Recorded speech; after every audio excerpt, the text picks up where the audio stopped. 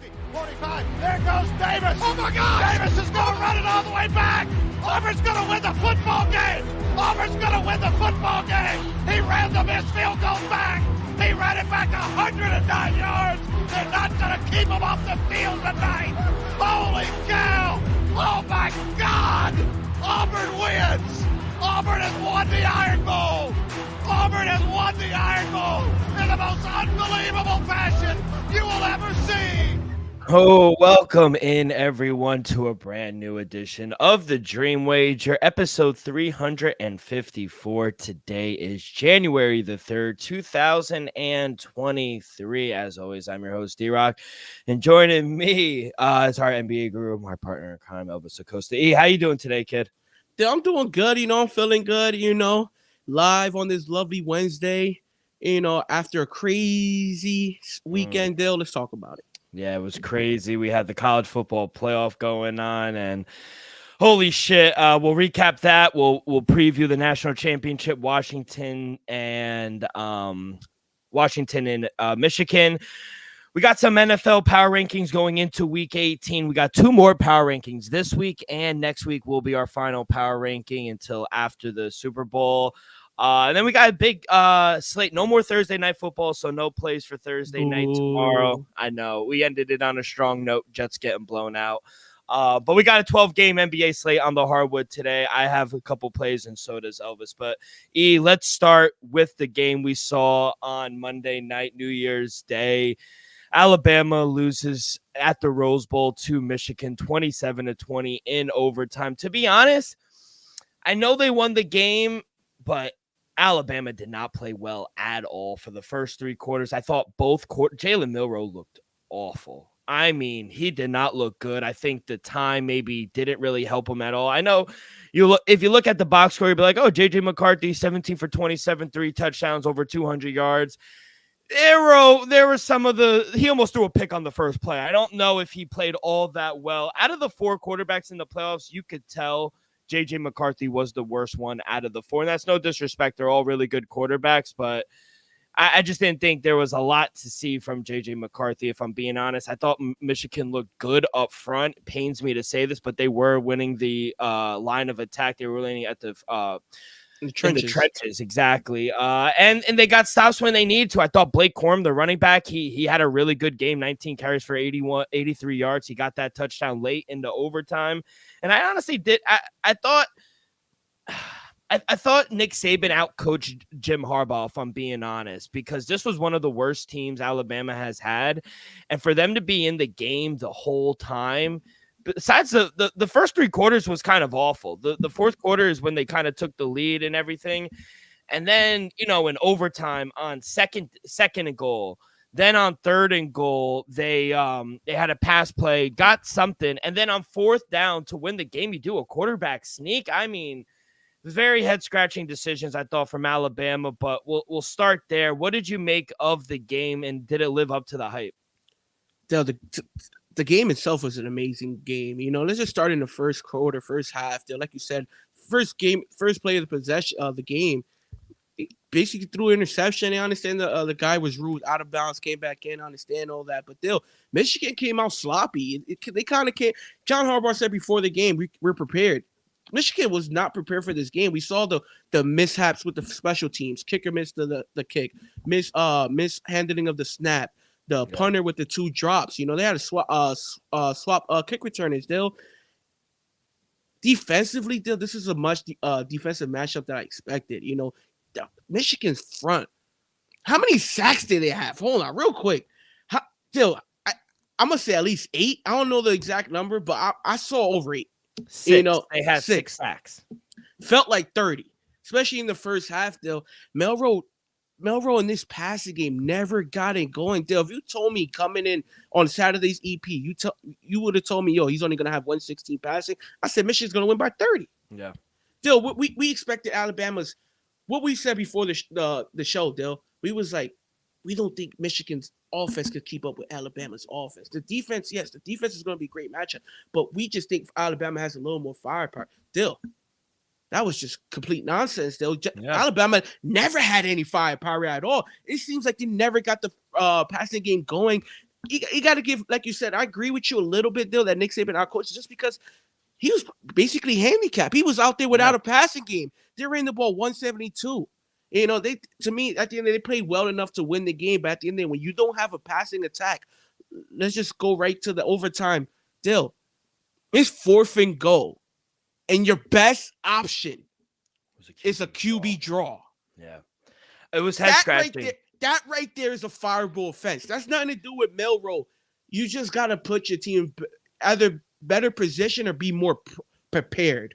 Because there's no reason why, after being sacked, the very next best option is a QB draw. Out of a timeout, mind you. And that's what's mind-blowing to me. So I got to give Michigan credit for how well they played defensively. Because me and you both didn't expect Alabama to look this poor in the passing game. No. The running game, we both know both teams could run the hell out of the ball. We both expected to what we saw in the trenches, but Alabama having a non-passing game, that was just something we did not expect. At all. And you mentioned the 6 sacks compared to, honestly, we've always grown up knowing Alabama had a good offensive line, good defensive line, maybe on the edge. They had 1 sack on the game. I mean, that's just not like Alabama at all. Jalen Milroe couldn't throw fucking past 15 yards. I don't know what the hell happened to him over this month break. They couldn't pass the ball to save their life. That defense was flying. So is it the defense or did he just regress? It was so many unblocked blitzers I saw. I'm not going to say he regressed. I just feel like that was the best defense he ever saw in his life. And midway, 3rd quarter, he just was like, fuck it, I'm going to just take off. Because in the first half, Georgia. Still, I understand that. But Georgia didn't have 6 sacks. Georgia didn't have 10-plus pressures. Honestly, this game made me think Nick Saban did deserve Coach of the Year because what he did, keeping this team in the game without a passing attack, without having your quarterback able to throw past 15 yards, that just goes to the coach of how good he is. And then one real quick thing I just want to give John Harbaugh his flowers. Jim, I apologize, Jim. Still, I know this is being not even talked about like that, but let's not forget with 4 minutes left in the game, this guy was within his own 30, 4th and 4, and he went for it. He had to. I respect it. No, but you got to understand, I'm punting. So the fact that man laid his balls on the table like that with 4 minutes left in the game in his own 30, he doesn't get that first down, people. The game is basically over. The game is over. They're already in field goal range. You hand the ball off 3 times. You know, it's less than 2 minutes left, minute and a half. You got a double-digit lead. It's over. Still, the fact that, John Harbaugh had the guts to call that play, and then J.J. McCarthy executing that, converting, and then marching down the field, that's impressive. I'll be honest. I think the MVP for Alabama was their punter and their kicker. Kicker made two over 50 yarders, 50 and 52 yarder, and then the punter had 7 punts for a total of 352 yards, averaging 50 yards a punt. They just got drafted. Literally, honestly, like the best. I was like, holy shit, the special teams just keeping Alabama in this game right now because at half they should have been down much more. And let's be honest, the special teams is the one that's forcing the turnovers. That's the whole thing. So now, what do you make about Jim Harbaugh after the game saying J.J. McCarthy is the best quarterback in Michigan history? The GOAT's from Michigan, but we know he didn't really have a good career there. Dill, what else are you supposed to say after winning your first college playoff game? He's somewhere he'd never been before. He didn't know I'm not going to say he didn't know what to say, but what else can he say? That he's JJ. When the last time the Michigan's been into the national championship? Last year. They lost to TCU. Oh, well, besides that. They've had a long history. Long history, Dill. Dill, personally, he's not, but I could see why he said it. Last year, almost a perfect season. This year, perfect season so far. I could see why. I'm not going to go debate yes or not, but as of right now, in John Harbaugh's eyes, I can't deny it. No, I can't either. You got quarterbacks like obviously Jim. That's his alma mater back in the 80s. Tom Brady in the 90s. You had Chad Henne. Shout out to Brian Greasy. He's great in the booth. Yeah, you had some good quarterbacks. And let's not forget, anybody knows I'm a Patriots fan. I'm a Tom Brady fan, no doubt. But Tom Brady was splitting time in Michigan for 4 years. Let's not forget. JJ been the starter, no ifs, ands, or buts for 2 years, has went to 2 straight college playoffs, and now he's at a natty championship. Yeah, I mean, I can't really debate it. You can't.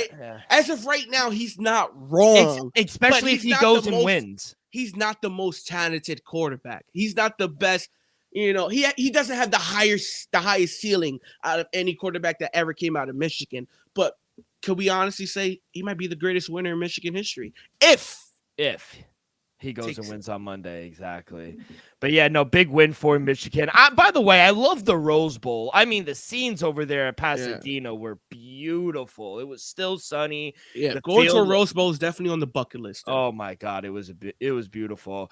I do like what Kurt Herbstreit said too at the game. He said, "Hey, they should put the national championship here. It'll be light out, fit 100,000 people here, and it's outside. Like the national championship is in a dome." And it never rains in California. I hate dome football. It's January. It's going to be at least 65 plus, even if it's a night game in Cali. So, and you could still go out afterwards. Like you win a national championship, you and the team or you and your family could go out to dinner. Like now you really can't. Because the game realistically is going to be like 5 to 9. Yeah. Just because, East Coast and everything. But at the end of the day, Dill, I would personally like to see the Rose Bowl be the national championship. At the end of the day, that takes away the Rose Bowl. Now will be called national championship. Exactly. So no, I get it. It's like a catch-22. But credit Michigan, man. That they're 14-0 and they got one more game come Monday, and they will play Washington, the Huskies. Michael Penix, man, what a fucking game. If he's not ticking up the draft board, man, I really don't know what is. I understand he's old. He's around Trevor Lawrence's age already, but this is a guy who's mature, who's dealt with adversity, who's transferred, who's heard all the outside noise, who's been underdog countless times this year. Against Oregon, he was like 8-point underdogs. He beat them both times. Now he was a 6 or 7 point or 4.5 point underdog against Texas. They win outright. I mean, this kid was fucking throwing darts.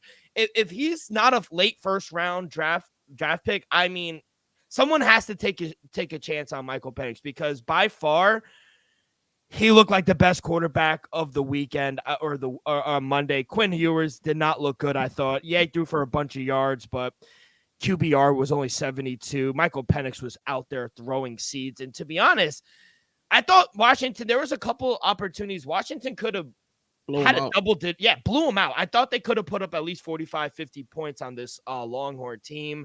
But speak about Michael Penix, man. Would you first about the game and then after, would you take a chance and draft him? I know a lot of people don't like lefties, but to a walk so Michael Penix could run. Chill. You like that? Michael Vick walked. So these guys. Was it Steve Young? Nah, who was the lefty back in the day? Oh no. Yeah, Steve Young. Steve Young, yeah. Steve Young. Steve Young walked. So a lot of these dudes could run. But they'll, it was a great game. Personally, it was a little too late past my bedtime, so I didn't get the finish. Heard it was a little controversial. I saw it in the morning, Dill. But to be honest, in the first half, Washington just looked like the flat-out better team. Michael Penix was slinging it, especially in the first half. You saw that huge touchdown.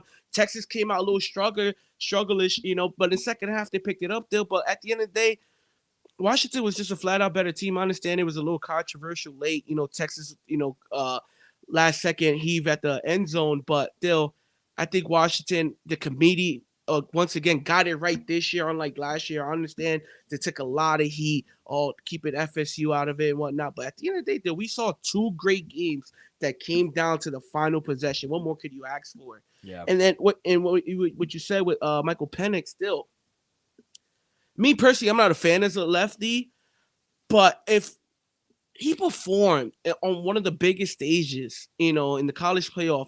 Guy goes 29 for 38, 430, 2 tutties, 0 turnovers.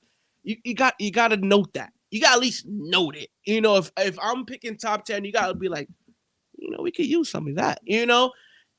At the end of the day, I'm not the biggest lefty fan, Dill, but if he goes out there in a national championship, he doesn't even have to win it, but he just has to play good. Don't turn the ball over. Don't make poor decisions. Scramble when needed. Dill, he could possibly be a top 5 pick. Elvis, a lot of these young quarterbacks who the potential's through the roof, they get into the league and they struggle. Look at Bryce Young. Granted, he doesn't have the supporting cast around him, but he's struggling by himself, regardless of the talent around him. The reason I said he should be a first rounder is because he's older, he's more mature, and he's dealt with adversity. Some of these guys have not dealt with adversity really at all. Like, Caleb Williams really hasn't dealt with adversity, if I'm being honest. He won the Heisman last year. He was the best quarterback in the country. He probably is the best quarterback in the country this year, regardless if he won the Heisman or not, just based off talent. Yeah, he didn't really play the bowl game. He didn't really commit to any adversity in his college career. Yeah, he lost a bunch of games, but that doesn't really matter. He's going to be the number 1 pick in the draft. I'm looking at a mock draft right now. They have J.J. McCarthy going 1 spot ahead of Michael Penix, and that's just insane to me. Michael Penix should have won the Heisman. No disrespect to Jaden Daniels, but Michael Penix is out there slinging the ball. He's accurate, and I think a lot of people are knocking him because of his age. He's older. He's a lefty. I don't think people should really be concerned about all that stuff, if I'm being honest. They have him going, let me see right now, to the Minnesota Vikings at 43, early in the second round. They have J.J. McCarthy going to the Raiders at 42, and I just don't see it. I have this as a wild card, 20th in the first round, his hometown team, who needs a quarterback, takes a shot on Michael Penix, Tampa Bay Buccaneers. He's down from Tampa Bay. We don't really know Baker's future. Yeah, he had a pretty good season, but if they don't make the playoffs this season, why wouldn't they be in the market for a quarterback? Especially taking a chance on Michael Penix, and he could learn from Baker for a year. I mean, I think he's definitely worthy, especially if he goes out there and beats a Michigan team. First of all, he's beaten better teams than Jalen Daniels. No disrespect about the Heisman guy, but I mean, all these guys that are going before him, he's beaten them and he's played better than them. So I really don't understand the kind of the disrespect around Michael Penix. So I don't know, kid. What do you think about me putting him up in the top 20? Yeah. Dill, I say it's possible, Dill. Like I said, I said top 5 earlier. If this kid goes out there, throws for 300. We just saw Melrose throw for 116 against that defense. He goes out there, throws for 300, couple touchdowns, no turnovers, doesn't make poor decisions, doesn't win or lose. Dill, he's gonna skyrocket up the big board. Dill, just because you're doing it at the biggest stages. All these other quarterbacks, maybe McCarthy if he balls out, but Caleb Williams, he's not putting out tape out here at the biggest stage. These other guys not putting out tape at the biggest stage. You just had this man have one of his best games of his career at the highest level. So if he just goes out there, doesn't have to throw for 430, doesn't have to have 9 incompletions, but just have a similar game of what he's been having all season long, Dill, he's going to skyrocket, not just in the first round, possibly top 10, top 5 pick. Yeah, I really hope so. So we'll see. Right now, at the national championship is Monday night, 7:30. They're starting it a little early so we could stay up and watch it over here on the East Coast. Right now, Michigan is -4.5. Again, Washington underdogs +4.5, +160 on the money line, -194 for Michigan. Over under is at 55.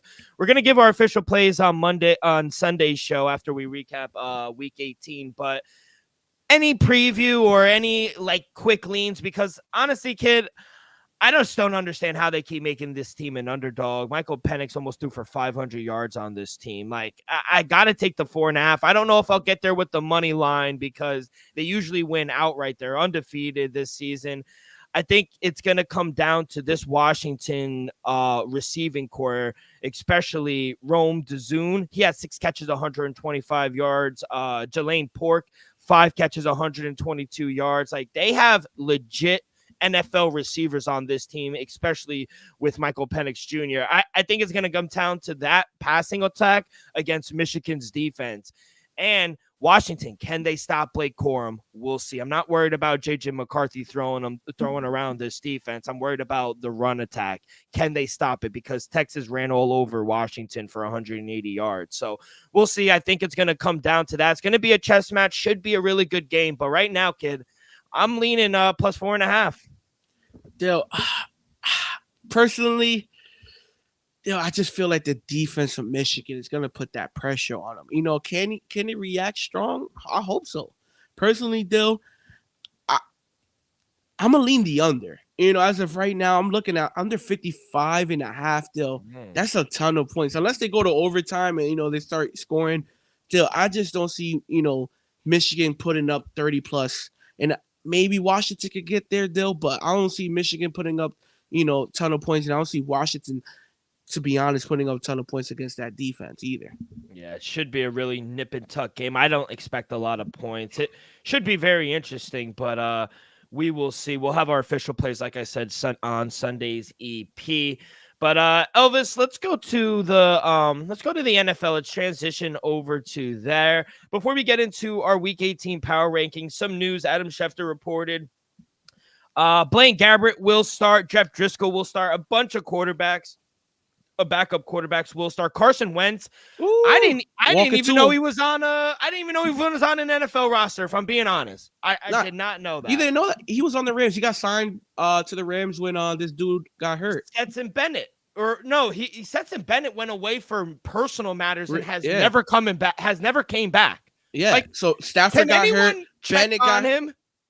Please. No. Seriously, it wasn't even like he was hurt, like a ribs or his dislocated arm. Like he went away for personal matters. I really hope he's okay. Like someone has to get an official report on my man Stetson Bennett.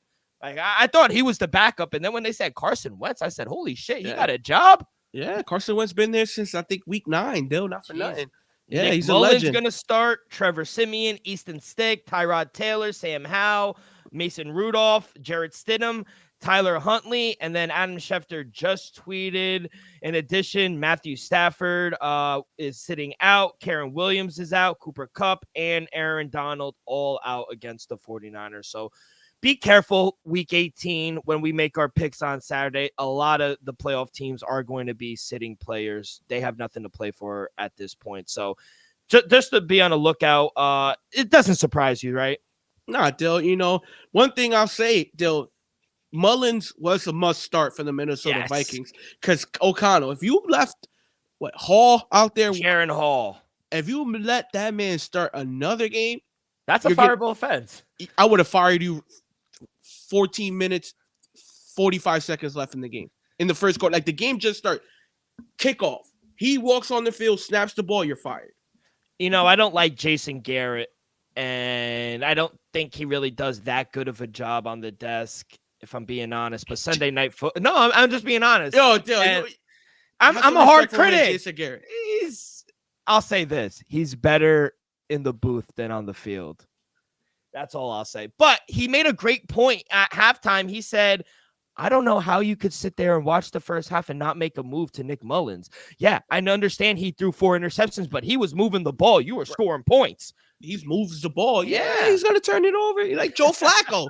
Joe Flacco's going to sling it, but Joe Flacco's going to throw a pick every now and then. Yeah. Matthew Stafford, he's going to sling it. He's going to throw a pick every now and then. Jameis Winston, he's going to motherfucking sling that shit. But he's going to throw a couple picks as well. 100%. Yeah. So love the move there. But yeah, just reason I brought that up just to be careful making your selections for Week 18. But Elvis, let's go into Week 18 power rankings. I will start it off. They've been the number 1 team the past couple of weeks. There's no reason to turn it down. It's the Baltimore Ravens. I don't even think it's kind of close at this point. They're just blowing teams out. Offensively, defensively, they locked up the number 1 seed. The Super Bowl in the AFC runs through Baltimore, so nothing changes here. Give me Baltimore at number 1. Dale, Baltimore Ravens at number 1. Dale, I'm not even going to say anything. All I'm going to say is, as of right now, people, I'm just letting the people know, me and Dylan are going to the Baltimore Ravens home game if they're playing the Bills, the Browns, or the Chiefs. I'm just hoping one of those matchups happens so me and him could attend. Baltimore been dominating the AFC this whole year. Dill, give me the Ravens at number 1. It's a nice drive down from where we live, going down to Baltimore. It's only like a 3-hour drive. And there's nothing like the bank. You never been, right? I never been to the bank, so I just hope it's either the Bills, the Chiefs, or the Browns have that matchup. Because anything else, I'm like, not really worth it because it might be a blowout. I will say, Raven fans, from talking to them, they do not want to play the Browns. Revenge. Nobody wants to play the Browns. Joe Flacco gonna air that shit out. Yeah, he's like, oh, I want a Super Bowl here. I'm gonna come back and win against you guys now. Number 2, San Francisco 49ers. I know they didn't really blow the Redskins out, but they didn't need to. They locked up the number 1 seed. They got a little help from Arizona after beating Philadelphia. But yeah, I think this defense has been flying around. We had a nice bounce back from Brock Purdy. Didn't have 2 bad games in a row. I trust Kyle Shanahan. I think they'll be just fine. Give me San Francisco at number 2. We have both number 1 seeds, number 1 and number 2. They gotta be. Give me the 49ers at number 2, Dill. What more could we say? The 49ers just been consistent all year long besides that 3-week stretch. I understand they got blown out by Baltimore, but besides that, Dill, they've just been the best team in the NFC all season long. Give me the San Francisco 49ers at 2. Might surprise you, but number 3, give me the Dallas Cowboys. I know I know, but they did win. Technically, they won the game, and I gotta give them credit. They're gonna win the division. I think I truly believe they're gonna win the division after all this Philly talk about winning. Philly's 2-4 in their last 6 games, so Philly's kind of on you got 2 teams going in opposite directions. You got Philly trending down while Cowboys, they're sneakily going up. So they got to improve on some things. They need a running game. I sound like a broken record, but the defense has been flying around. Dak had another good game. CeeDee Lamb, CeeDee fucking Lamb. And I do want to see a little more aggressive play calling, if I'm being honest, from Mike McCarthy. But I do think this Cowboy team is very good. Give me the boys at 3. Still, at number 3, give me Detroit Lions at number 3. It just, to me, they won the game. In my opinion, what I've been saying all season long, I need consistency from the Detroit Lions, and we got it for 3 straight weeks. I understand Jared Goff had the 2 turnovers. One was just a great read by Donovan Wilson or Jeff Wilson. That was just a great read, so I'm not going to blame Jared Goff on that. But the first one is all on Goff. Defensively, they look good. Yeah, they might have one. They might have one of the best running games in all of football, and Jahmyr Gibbs and David Montgomery. When he's on, Jared Goff is a top 10 quarterback. Wide receiver weapons is top 5 in the NFL. At times, top 5 because Amon St. Brown, Jameis Williams, and Laporta. There's nothing to mess around with. That team showed me enough that they could possibly represent the NFC in the Super Bowl just from Saturday night. They went to Jerry World as dogs. Remember, they're 5.5-point dogs. So they only lost that game by 1. To me, this showed me a lot. They showed me that this team has grown up. They're the third best team in my eyes. Give me the Detroit Lions at number 3. And once again, they won that game. Give me the Lions at number 4. I think the biggest key or the biggest thing I took away from that Cowboy game is how good that defense actually showed up and played. Exactly. We talk about, them being a little inconsistent sometimes, but they came out and they showed out. I thought the defense played really well. I think they got some helps, especially with the CeeDee Lamb fumble. But other than that, I thought the defense played really well. If that defense could play like that, this team is going to be very hard to beat, especially indoors. I just worry about Jared Goff just a tad. He's another quarterback that can kind of get a little happy feet and turn the ball over a little bit. But when he's on, like you said, he's a top 10 talent. This is a guy that's gone to the Super Bowl and was a couple throws away from winning it. So, I like Jared Goff. I like this team. And you know what I respect about Dan Campbell? He'll go for it regardless of it. His team knows we're going to fucking play to win the game. We're not playing for no tie, extra overtime. We're going to fucking play to win the game. When he went for it on fourth down and I think 4 or 5 on their own side of the field, I said, good fucking job, because It's consistency. You know what? And a lot of people are like, oh, well, you ripped on Brandon Staley for going on, but he's inconsistent. At least Dan Campbell goes for it on 4th down, and he'll go for it on 4th and goal. He'll go even after the illegal man downfield. He said, fuck it, we're going for it again. That's what I respect. Brandon Staley wouldn't have done that. He's a little girl about it. So that's the difference about it. But I love Dan Campbell. I love this Lion team, and this is a brand new Lions team. This is not the Lions team we grew up watching, kid. Yeah, Dill, we gotta get accustomed to that because in the next 5 years, they're gonna be this good. Trust me. At number 4, Dill, I'm gonna smile while I say, give me Joe Flacco and the Cleveland Browns. They can't stop winning. Dill, they can't stop winning. Top 3 defense. Since Joe Flacco has came in, top 10 offense, Dill. I can't say, Jerome Ford taking over for Nick Chubb, running the ball well. Kareem Hunt, always that extra sauce on the side.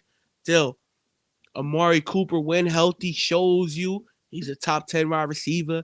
David Njoku's been playing like a top 5 tight end. Defensively, Dill, we know what that defense is capable. Myles Garrett, as of right now, the favorite to win Defensive Player of the Year, by the way. Dill, sky's the limit with this Browns team. Like you said earlier, Baltimore fans, they don't want to see this team. I don't want to see this team. Watch out for the Cleveland Browns, people. Give me the fucking Browns at number 4. The highest they ever been. Probably is the highest they ever will be. Unless they win the Super Bowl. If they win the Super Bowl, they're not going to be top 5 next year. Week 1 power rank. They're not. You're going to hate me now. At number 5, give me the Buffalo Bills. I mean, winners of 4 out of their last 5, 7-2 in their last 9. They have an opportunity. We were laughing at them saying, oh, they're a 500 team. Josh Allen, I know Lamar's going to win the MVP. It's wrapped up, but Josh Allen has a case. He's worth everything to this team. I think Sean McDermott saved his job, and I think this defense is playing really well at home.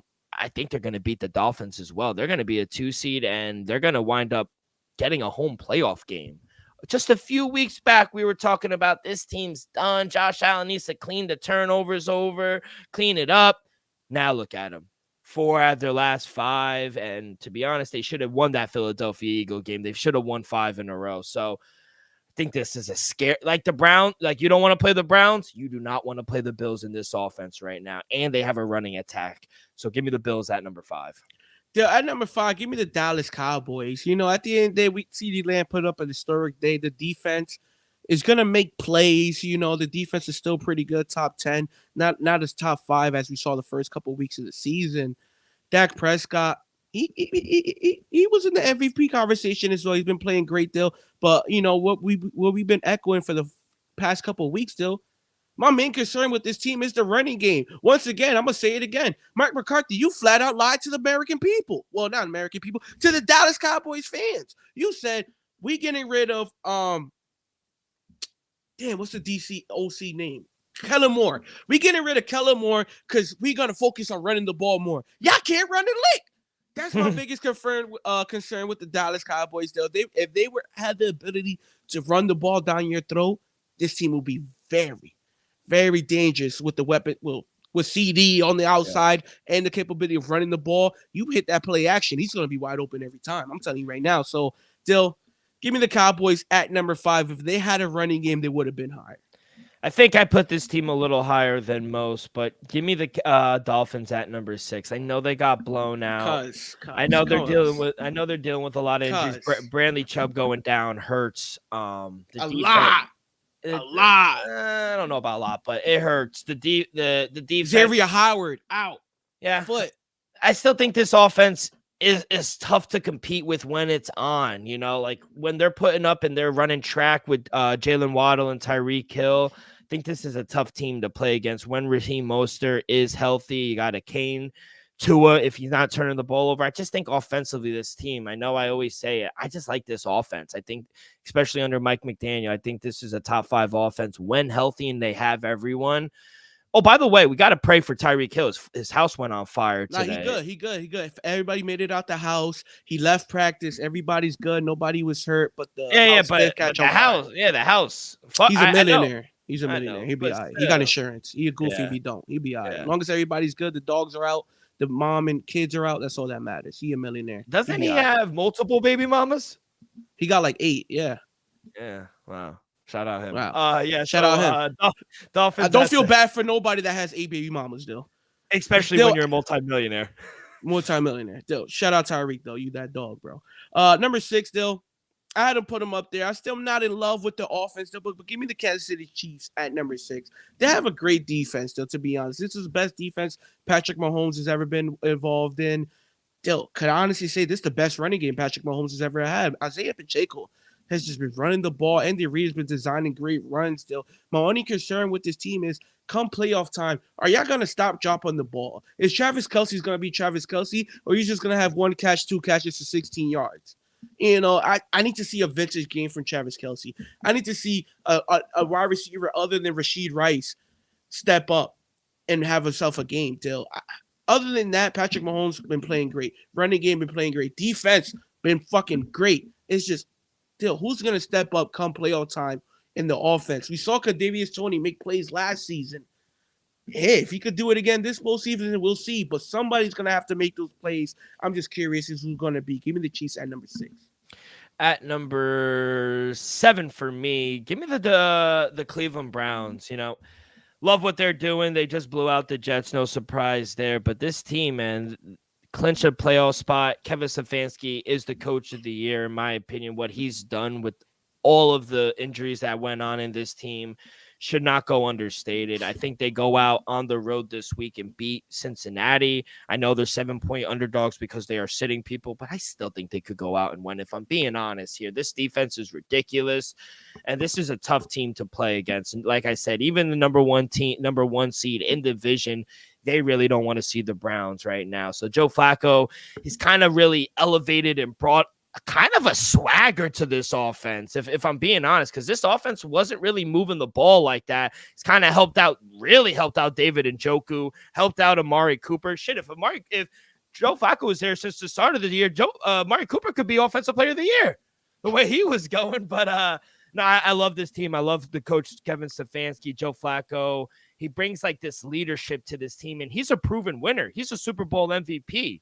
It's not too many out there now. Exactly. So I think under him, I think the Browns, the young guys especially, they kind of believe in him, and that's what you need going into the offseason, not the offseason, the postseason. So yeah, I love the Browns, and if the Ravens don't win, I'm rooting for the Browns because I got a ticket for the Browns. So Dill, at number 7, Dill, give me the Buffalo Bills. You know, Dill, the only thing I'm going to disagree on you on is, yeah, they've been winning games, but the offense, Dill, the passing game's concerning to me. Stephon Diggs, Josh Allen hasn't been on the same page in a couple of weeks. You know, they barely snuck by the Patriots. They barely snuck out against the Chargers and Eastern Stick. You know, yeah, give credit, they've been winning games still, but they haven't been the most impressive wins as of late. You know, they beat Dallas, they beat the Chiefs. Those are impressive. But the last 3 weeks still haven't really been that impressive to me, in my opinion. I would like to see more explosive plays from the offense, not just James Cook, the running back. The running game has been stellar. Defense has been playing much better as of late. But, you know, to me, the Bills team is at its best when you have, you know, Dalton Kincaid catching balls. You have Stephon Diggs going over 100 yards. You still got the running game doing his thing. Josh Allen hurting with the arm and legs. That's when they're at their best still. I just want to see the offense be a little more complete moving forward. But give me the Bills at number 7. At number 8, give me the Kansas City Chiefs. Just like how you were saying, this is a team that I feel like is just winning games. I know they won the division 8th straight year in a row. Defense, I really don't have a concern with. I think the defense is doing well. I do worry about their passing attack or just their offense in general. I know Pacheco, he sometimes shows up. Sometimes they have an okay game, but Patrick Mahomes has not looked the same. This receiving core has not looked the same. And every time they come off the bus, they're doubling Travis Kelce. Rashid Rice is their number 1 receiver. And I mean, and no disrespect to him, but that's not really a recipe for success. He's young, you know. At least back in the day, they had some veterans, and I know last year they won with a young group of guys. But this is a different year with a a lot of better teams, in my opinion, that could actually knock the Chiefs off. So we're going to see. Chiefs are going to actually go on the road this year, and we'll see how Patty Mahomes plays in the playoffs on the road. I can't wait for it. Hopefully it is Baltimore. We see Patrick Mahomes and Lamar Jackson, kid. That's going to be sick. But, yeah, I'm a little worried, but I still think they're a good team. I got the Chiefs at 8. Still, at number 8, give me the Miami Dolphins. Still, it's just the inconsistency factor for me. To understand, at times the offense could be great, but when they're great, it's against bad teams. They got blown out by the Bills. You lost to the Texans. You lost to the Eagles. That loss looks worse now than ever. You lost to the Chiefs. You only put up 14 points in Kansas City. You only put up 20 points against a home win against the Raiders. 22 against Dallas. 19 last week, got destroyed by Baltimore. Dale, it's just this is a top 5 offense against bad teams. It's a bottom 15 offense against a very good defense. Still, it's just as simple as that. I need to see Tua to destroy one of these upper echelon team. If he goes out there and has 300 yards, a couple touchdowns, the running game does great against Buffalo this week. They got it, Dill, but I have yet to see that all season long. The offense show up against a top 10 defense. So when they're able to do that, I'll put them up there, but I'm gonna keep them down, Dill. Give me the Dolphins at number 8.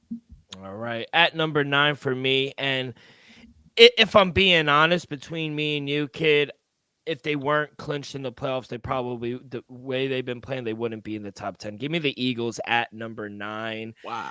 I mean, this team, like I said, 2-4 in the last 6. Offense, I mean, Nick Sirianni's on the hot seat. He has to be. Listen. He has to be. Someone has to suffer. A year away from the Super Bowl. Nah. Yes, just because the Philly the play calling is him. On the last drive, you go 2 quarterback runs, and then on 3rd and forever to win the game, you do a bubble screen. Like, that's a fireable offense. I'm laughing. I know. It's sad, though. The defense doesn't look good, and A.J. Brown is upset, and you could tell. There's, according to Sal Paolantonio and other Philly reporters, there's friction in the locker room. One of the coaches has to go because they're not making it back to the Super Bowl. It's a little not newsflash, but the Philly fans know it as well. Like, this is not the same team. This is what happens when you pay the quarterback $1 billion. The rest of your team suffers. No, I'm not even lying. I know. They go out, sign Shaq Leonard or Shaq Barrett for their linebacker. He's a bum. He's getting torched. Like, their linebackers, they drafted Nakobe Dean. He's a bum. Like, all of the guys they drafted from Georgia beside Jalen Green in the front, he's going to win Defensive Rookie of the Year because he's Jalen Carter, excuse me. And Jordan Davis. And Jordan Davis. They're beasts. Like, their line is good. But the middle of the field, they will get picked apart the whole. Bradbury has been a bum. I just really don't know. I can't trust this Philly team, to be honest. Jalen Hurts has looked okay after getting sick. I don't know. A.J. Brown, he doesn't really have a good connection. He's upset. I don't trust Nick Sirianni, if I'm being honest. Ever since he told Kansas City, you like that, holding his nuts. Now look at you, like you're not that's so facts. Loud, are you? That's facts. Yeah, that's facts. So I mean, they're lucky they're in the playoffs and they started off so hot. And to be honest, I'm kind of upset that they've been regressing because now that the Jets beating them doesn't look like a good win for the team because now it just looks like a fucked up win. But I digress. I got the Eagles at 9. Still, to be honest, you're a little too nice. Give me the Los Angeles Rams at number 9. Dill, Matthew Stafford and his team. I understand they barely snuck out against the Giants, but Dill, they just been on the road. Caleb Williams, 2nd in the NFL rushing. Matthew Stafford, one of the best quarterbacks in football when he's healthy. Cooper Kupp and Nakua, one of the best wide receiver duels in the NFL. Tyler Higbee is still there. And to be honest, Dill, the most shocking X factor at all is how well this defense has played. Remember, people, this team over under on the season was what, 6.5, 5.5? 5.5. This team might, as Dylan just reported that a bunch of starters are sitting: Cooper Kupp, Caleb Williams, Matthew Stafford. So they might not, win this upcoming week, Dill. But the fact that this team is in the playoffs, none of us saw it coming, Dill. I got to give them their flowers. Matthew Stafford, Dill, you said the Bills is somebody you don't want to see. I said Rams. Cleveland. Rams in the NFC? Yeah. 49ers not trying to see the Rams. No. I tell you right, Kyle Shanahan is not trying to see Sean McVay. No, Sean McVay owns him. Dallas Cowboys not trying to see Matthew Stafford and company. I'm telling you right, Dill, as of right now, the way it's set up, guess where Matthew Stafford and the Rams are going? To Detroit. Wow. What a story. What a story. Matthew Stafford goes back to his home team. Wow. And possibly kicks him to the curb. I'm just here to watch. Hollywood couldn't even write that. You can't make this shit up. As of right now, the season ended today. If both teams win, both teams lose, it's Lions Rams wild card weekend. That's just time has a funny way of ticking, I'll tell you that. But I agree. I got the Rams at number 10. Last time they made the playoffs, they won the Super Bowl. Matthew Stafford, only quarterback in the NFC, active quarterback that has won the Super Bowl. So experience, I think, like you mentioned, we all wrote this team off. I said, I took the over on the win total just because I said on paper, they have too much talent to only win 5-6 games. I understand they're kind of in a rebuild. We really didn't know what to expect from Karen Williams, Puka Nacua. Both got drafted in the 5th round and arguably are top 10 in their respective position. They're Pro Bowlers. They're Pro Bowlers. They're top 10. Yeah, they're Pro Bowlers. Karen Williams might be a top 5 running back. He's top 2 this season thus far. So, I mean, Les Snead, the GM, they mortgaged all their draft picks. I still love their shirt. Fuck the draft picks. I still love the shirt that they put. But, they mortgaged it for the Super Bowl. They wind up banking and cashing in and getting the Super Bowl and then banking and winning in the 5th round. Give it up for the GM, the scouting department, Sean McVay in the middle of the season having a baby and going and winning and getting into the playoffs. Matthew Stafford got hurt. I mean, you can't understate. Stetson Bennett walks out. Hey, come on. Your backup goes out. Like, come on, man. If Kevin Stefanski didn't do the job he's doing in Cleveland, Sean McVay has my coach of the year vote. Honestly, what he's doing in LA is ridiculous. No, you got to respect it, though. And I like the words that just came out your mouth. Dill, at number 10, like I said, yours being too nice. Give me the Philadelphia Eagles at number 10, Dill. They almost didn't. Put it like this. If Tampa would have won last week, they would have made it over. Tampa would have made it over the Eagles. I'm telling you right now, Dill. The Eagles, man. Listen, I feel like I just had to put them because they already clinched the playoffs. Like, the Rams clinched the playoff. The Rams are a better team, in my opinion, right now. Yeah, right. Going into week 18, the Rams are better. I guarantee you the Rams, Eagles played right now. Both teams are neutral site. Rams would be favorite. Rams are -3 points. Wow. I'm telling you right now. Neutral site, Rams are -3. If the game is in the dome, Rams are -3 points. Game outside in the cold, you might got me. Eagles, yeah. Eagles gonna still fuck it up and lose because they just lost to the Cardinals. But Dill, like I said, you were too nice. You kept saying 2-6. This team is 1-5. 1-4 last 5 games. Yeah. 1-4. You lost to the Cardinals. You barely covered against the Giants. What are you doing? Dill, it's not the offense, because the offense has been doing well all season long. The defense is bad. I'm going to say this again, people. Last year, the Philadelphia Eagles tied the NFL all-time sacks record with, I believe, 73-74. Guess who held that record? The Chicago Bears from the 80s. The Eagles did that last season. This defense ain't nothing close to that, Dill. Last year they went to the Super Bowl relying on the defense. Jalen Hurts played well. He played well. But they were a defensive-led team who ran the ball great, and Jalen Hurts was more accurate last season. Dill, this ain't the same team. I still like Jalen Hurts. I don't think it's Jalen Hurts still. I just feel like they're missing the OC and DC that they let go last year. Look at Galen. He head coach for Arizona. He come back to his old stomping ground, sneaks out a win.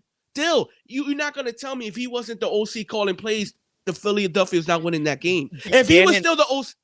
Gannon was the DC. Shane Steichen of the of Indianapolis, who's doing a great job in Indianapolis without Richardson. Dill, think about it. if he was still calling defensive plays, this team would still be a top 10 defense, maybe top 5, if he still was there. Because they were the number 1 defense last season. They're a bottom 10 defense right now. Give me the Eagles at 10, Bill. Yeah. I don't even want to talk about it. No, it's getting you frustrated. I hear you. But yeah, our power rankings weren't as similar as I thought they would be, if I'm being honest. I think I had the Bills a little higher than you did. I think I just You had the believed in them a Bills little at more. 5. That's At 5, yeah. They're a top 5 that's- team in my opinion. But it should be interesting. We'll see where our last week going into the playoffs, our final power rankings are next week. But before we get into the plays, quick word from our sponsor. We are brought to you by Viva Tequila Seltzer, the most refreshing hard seltzer on the market, hands down. It's no wonder why Viva was voted number 1 hard seltzer in the world by San Francisco World Spirit Competition. With only 88 calories, 0 carbs, 0 sugar, and a light 4.5 ABV, Viva is the perfect drink for your post-game celebration, as it was created with that active lifestyle in mind. We favor tequila seltzer because flavor is the spice of life, and we like our drinks with just a kick, just like how we like our lives. Whether it's Huckleberry playing a round of golf with the boys, or an elderberry watching NBA on a Wednesday night, it doesn't matter. Our favorites pair perfectly with that Artisanal Blanco tequila for that subtle and refreshing drink. Our belief here at the Dream Wager and at Viva is to live long, live well, and live it up. All right, kid, let's get to it. 12 games on the NBA slate on a Wednesday. Got a lot of games to go through. Why don't you lead us off? What's your first play? Dill, first play, Dill. Let's go right back at it. Milwaukee Bucks taking on the Indianapolis Pacers. Dill, give me the Milwaukee Bucks minus 3.5 on the road. Dill, over under sky high again, over 257.5. Dill, in Princeton, we always gotta lean the under, but we know the Pacers are gonna push the pace. But like I said, Giannis and company, I think they're gonna have their foots on Pacers next for the next couple seasons. Ever since that incident, Dill, give me the Bucks minus 3.5. Next game, OKC Thunder taking on Atlanta Hawks. Over under sitting at 248.5. Dill, to be honest, this line makes no sense. OKC, in my opinion, is one of the best teams in the NBA, and they're only a 1-point favorite on the road against Atlanta. Who the hell is Atlanta? Dill, give me the OKC Thunder minus 1 on the road. To be honest, people, if you want to get good plus money out of it, put it up. -6, -7, -8, 8.5, whatever you like. I think OKC win by 10 plus, Dill, if I'm being honest. Another matchup, Dill, Toronto Raptors taking on the Memphis Grizzlies. Like this team with John's back, Dill. Memphis 1-point favorite, over under sitting at 228.5. Dill, give me Memphis -1. You know, ever since Ja came back, this team has been much better, moving the ball better, even playing a little better defensively. He just brings that X factor, Dill, and I guess the teammates, they feed off that energy, Dill. The fact that they're only a 1-point favorite against Toronto, Dill, I understand your boy RJ Barrett and Quickly is in the lineup today, Dill, but I don't think that's going to be a major X factor, Dill. Give me the Memphis -1 at home, Dill. 10 o'clock start. Miami Heat taking on the Los Angeles Lakers. Heat +6 on the road, over under sitting at 228.5. Dill, the way this Los Angeles Lakers been playing ever since the in-season tournament, I think they're 3-8 or something like that since the in-season tournament. I just don't understand why this team is a 6-point favorite against Miami. He understands Miami always got somebody sitting, somebody resting, you know, something. But I just don't see this Lakers team. They've just been struggling shooting the ball from the 3-point line. Defensively, they haven't really been as good defensively like we saw during that 8-game stretch in the in-season tournament, Dill. I don't know what's wrong with the Lakers, but I just like Miami a little better, to be honest. 6 points is a little disrespectful. Give me the Miami Heat +6 on the road, Dill. Those are my 4 official plays, Dill. And then I have a few leans. Anything in that Clippers Suns game? Dill, I'll lean the Clippers, to be honest. I don't want to lay the 4 on the road. It's at 4 now. I got it earlier. That's one of my plays. I took the 3 early in the morning. I laid 3. You laid the 3. See, you know, maybe it was 2.5, maybe even 3. I probably would have laid it. There's no Kevin Durant, by the way. That's why they're favorite. Suns are fraudulent. I'm sorry. I think we're to a point in the season. I've been watching a little more NBA because NFL's been winding down. We're to the point of the season where what the team shows you is kind of what they are at this point. Am I far off? Nah, Dill, Dill, I agree with you. You know, that's why I leaned the -4. You know, like I said, like just the take it. the Clippers been playing well ever since. Still, I think you own it. you own the Los Angeles Clippers an apology. Dill. I told you, wait till Christmas. Your boy knew something you didn't. Dill. I tried to tell you, wait till Christmas, let him play a little ball. And then my last lean, I didn't go to the window with it, Dill, but I think this is going to be a fun matchup. I just wish it wasn't at 10 o'clock. Orlando Magic taking on Sacramento Kings. I think it'll be a nice nip and tuck. I'll lean the +4.5 with the Magic. I just wish it wasn't at 10 o'clock. All right. First play, like I said, I'm taking the Clippers. I laid the 3. I think they could blow the Suns out. Like I said, I think they're a little fraudulent. We'll go back to that OKC Atlanta game. I'm going to go Jalen Johnson of Atlanta Hawks over 27.5 points, rebounds, and assists. He's gone over this in 7 of the last 8 games, especially against top 15 pace teams. When he plays 30 minutes, OKC 7th in pace. So he had a bad shooting night the other night, 6 for 15, 0 from 4 for 3, coming off a 41 and 35-point game. I think he should have a great game over against OKC. We'll go to Portland and Dallas. Give me Kyrie Irving over 21.5 points. He's averaging 23 points with Luka this season. He's gone over this in 11 of his last 17 games. He's averaging 26.5 points with him last season and with 16 games. I think he gets a nice spot here against Portland. I really don't think they could have anyone individually that could guard Kyrie or Luka. So come on. I think Kyrie's going to have a big game. I thought 21.5 points was a little low.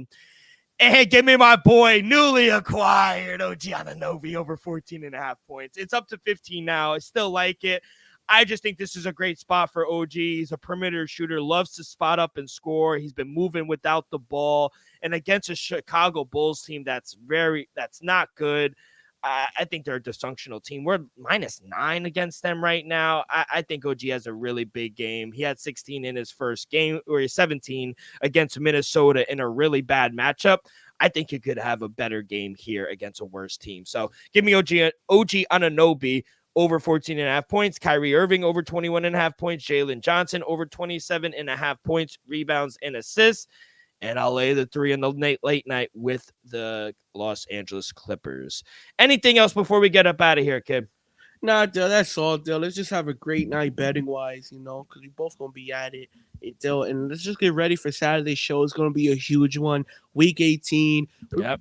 I don't know, Dill, if we're going to a lot of backups, but these games that really matter, we're going to be locked in. Oh, I'm locked in regardless. That's going to do it for this Wednesday edition of the Dream Wager. On behalf of our sponsor, FIFA Tequila, Elvis, myself. We'll see you guys on Saturday. We'll give out our best bets for the weekend. Like Elvis said, week 18. It left. Man, this NFL season has flown by. Last week of the NFL regular season of the NFL. Make sure you guys follow along our social media, X and Instagram at The Dream Wager. You guys can find all of our episodes wherever you listen to podcasts, Apple Podcasts, Spotify, Stitcher. If you haven't already, please hit that like button, subscribe, rate, give us a review, leave in the comments on who you like tonight in the NBA. All that good stuff really helps the show grow tremendously. So be a friend. Tell a friend. Everyone have a great few days. Good luck on your wagers. Be safe. Be well. We'll see you guys down the road. Peace.